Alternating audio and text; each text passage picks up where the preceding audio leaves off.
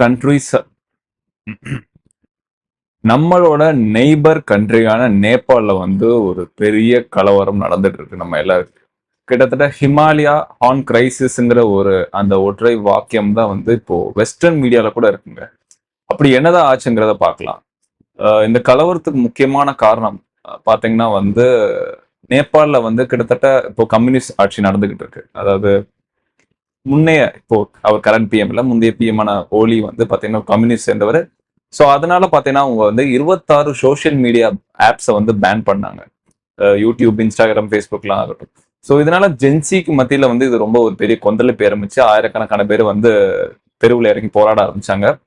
அது மட்டும் இல்லாம நேபாள பாத்தீங்கன்னா 40% பாப்புலேஷன் வந்து 40 வயசுக்கு கீழே தான் இருக்காங்க. கிட்டத்தட்ட வந்து பாத்தீங்கன்னா ரொம்ப ஒரு யூத்தான கண்ட்ரின்னு சொல்லலாம். யூத் அதிகமா இருக்கிற கண்ட்ரி.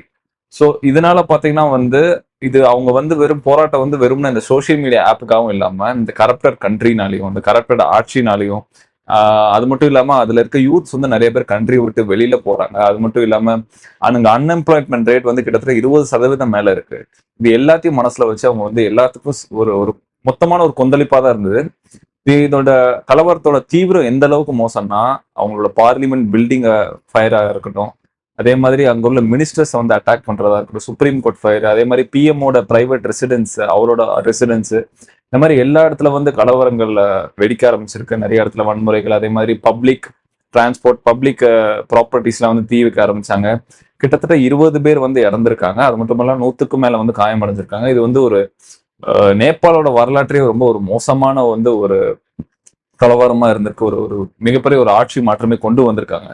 ஏன்னா இந்த ப்ரோ கம்யூனிஸ்டோட இந்த ஐடியாலஜியை பார்த்தீங்கன்னா வந்து இந்த இந்த கேபிட்டலைசேஷன் போகாம இருக்கிறது, இந்த மாதிரி அதே மாதிரி ரொம்ப ரொம்ப இந்த ரிலிஜியஸ் ரீஜியம் போகாம இருக்கு, இந்த மாதிரி எல்லா விஷயங்களும் சேர்த்து இது வந்து அந்த கம்பெனி அந்த கண்ட்ரியோட வந்து ஒரு வளர்ச்சிக்கு இருந்தா பரவாயில்ல, அந்த கண்ட்ரியோட பட் கரப்ஷனும் அந்த அவங்களோட அந்த ஆன்டை அவங்களோட அவங்களோட அந்த கொள்கையை தான் ரொம்ப ஃபோக்கஸ்டா இருந்தாங்க தவிர வளர்ச்சியை நோக்கி நகராதனால அவங்க அந்த அந்த சைனாவோட பாலிசியை பயன்படுத்துறதுனால டைரக்டா மற்ற ஆப்ஸ்லாம் மற்ற இதுக்கெல்லாம் உங்களுக்கு அளவு கிடையாது. இந்த மாதிரி டைரக்டா பண்றதுனால வந்து இந்த விஷயம் வந்து ரொம்ப பெரிய அளவு வெடிச்சிருக்கு.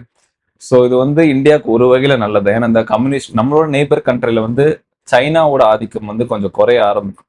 இதுக்கப்புறம் என்ன நடக்குங்கிறத பார்ப்போம். ஏன்னா செப்டம்பர் 9 வந்து அவர் பிஎம் வந்து ரிசைன் பண்ணியிருக்காரு. இந்த கலவரத்தினால சமாளிக்க முடியல, ரொம்ப மோசமான சுச்சுவேஷனால. அது மட்டும் இல்லாம ஒரு ஆர்மி ஹெலிகாப்டர்ல வந்து அவர் தப்பிச்சு போயிருக்காரு நாட்டை விட்டு. எங்க போயிருக்காங்கன்னு யாருக்கும் தெரியல. ஸோ அந்த அளவுக்கு ரொம்ப மோசமா நடந்திருக்கு. ஸோ இதுக்கு வர வந்து அடுத்தடுத்த அப்டேட்ஸ் வந்து நான் வீடியோஸா போடுறேன் கைஸ்.